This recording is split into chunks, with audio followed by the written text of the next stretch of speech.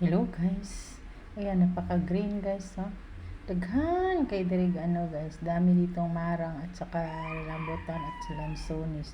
Yung rambutan nga guys, pag abot na mo is kinakain ng mga malalaking ibon, yung tinatawag naming uwak.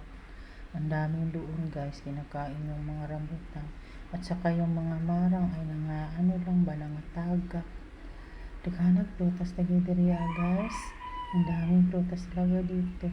Kaya ako natutuwa ako nakasama ko nakauban ko sila pag diri lapita. Daming prutas talaga guys. Kaso lang hindi namin naghihintay lang kami ng kanang nangataga para sa ubos kasi hindi naman kaya namin hindi nakakatkat. Yan guys, so yung bukid. Ayan. I love my nature talaga. Pinuntahan ko yung mga puno marang. Ayan, nasa taas. Nasa taas yun guys. Ayan. Daming marang talaga. Daming marang dyan. Lang guys, nangahulog. Hindi kasi binibinta ng may-ari kasi alam niyo naman ang mga prutas dito sa amin kapag magdungan maguna sila pamunga. Gabot. Nagbaligya nimo parte na ng umbratuha.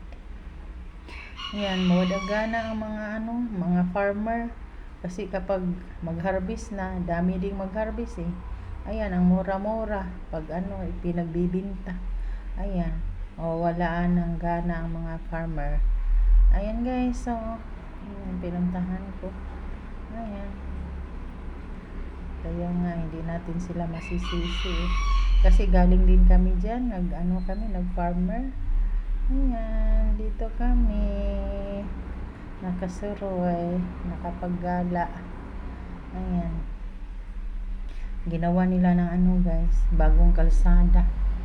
Ayan, bagong kalsada kasi yung mga nasa likod niyan, mga bukid pa din para may mga kalsada na ba, ayan, ginawa ng kalsada yan. Ganyan na tayo ka-high-tech kaya nating patagin yung mga bundok para maging gawa ng daan. Yan na, may kalsada na diyan, tadlas doon sa kabilang bukid. Matagal pa yan matatapos guys kasi hindi madali, ilang taon na. Ayan, sinasaka ko talaga. Ayan, kat talaga si Rosilda.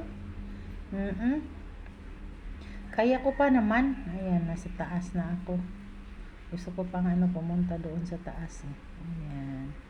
At salamat nakarating tayo dito sa bundok. Ayan.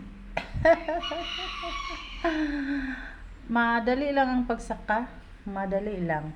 Ang hirap yung pagbaba mo kasi yung tuhod ba, sakit na. Tuwang-tuwa si Rosilda. Thank you for watching.